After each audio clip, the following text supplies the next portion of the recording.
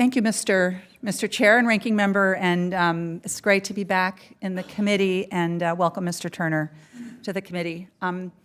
Yesterday, you and I had an opportunity to talk about some of the issues that I want to raise again with you here today in the committee, particularly what we can do to lower costs, lower housing costs for Americans. And I wonder if you could just talk a bit about what you see, what are your top one or two things that you're going to get after when you get into HUD to help lower costs for housing for Americans?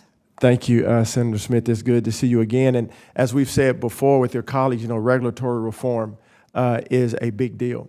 And to bring down the cost by getting our fiscal house in order, bringing interest rates down, bringing inflation down, bringing the cost of materials down is something that will help developers and builders across our country to bring affordability down and build more houses. And so those things will have immediate impact.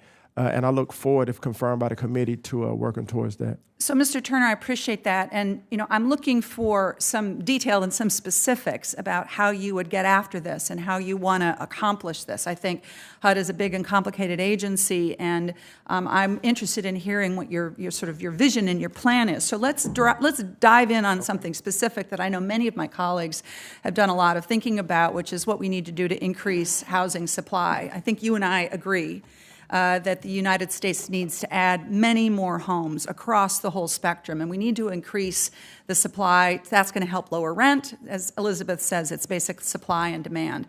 So I want to ask you, based on your work as a developer, can you describe some of the local regulations that you see hindering the development and construction of housing?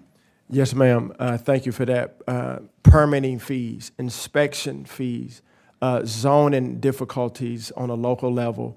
Every locality is unique in their needs, but these are some of the things that we see as developers and builders that are hindering developers from building affordable and workforce housing. And regulatory reform, Senator, just in multifamily alone, when you look at the regulations that it's almost 40% of the cost to build multifamily, and I believe it's 20 or 25% of the cost in single family.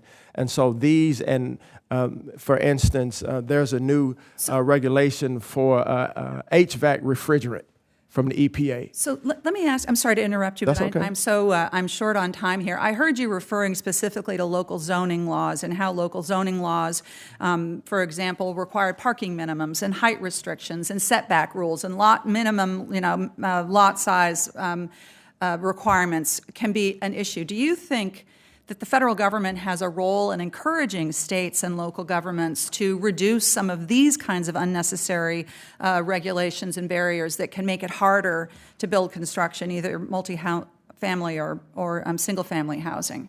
Yeah, and I believe, the localities know their areas better than the federal government does. As I said, every locality has unique needs when it comes to density, when it comes to height restrictions. And so, yes, I do encourage localities to look at their zoning laws to make it easier and more flexible to build.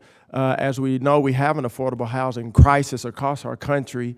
And so localities obviously are in the lead of that. We can encourage them to look at those zoning laws. Well, yeah, we encourage that, but I don't believe that we need to force or mandate it, but yes, encourage them to look at what they have so that we can build more affordable housing. Having some, like for example, we talked yesterday about the pro-housing program, which provides incentives to local governments to make these kinds of reforms, to make it easier for companies like the one that you once worked for example, have worked for, to get after some of those zoning restrictions. This is a matter that's near and dear to my heart because my hometown of Minneapolis has done excellent work here, and it has helped by reforming zoning laws, it has helped to boost the supply of housing.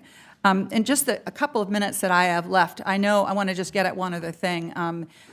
Many of us here care a lot about the tragedy of veterans' homelessness. I know that this is an issue that is of importance to you as well. And I want to ask you about a bill that I've worked on, the Housing for All Veterans Act, which would essentially guarantee that if you are eligible for a housing voucher as a veteran, that you shouldn't have to be forced to wait in line, that you should be able to move right ahead and have that voucher and be able to get into housing. This is a highly successful program. We just don't have enough vouchers for all the veterans that need it.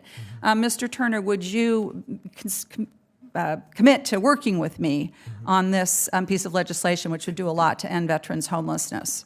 Thank you, Senator Smith. I commit to working with you to help our veterans, to help all homelessness in our country.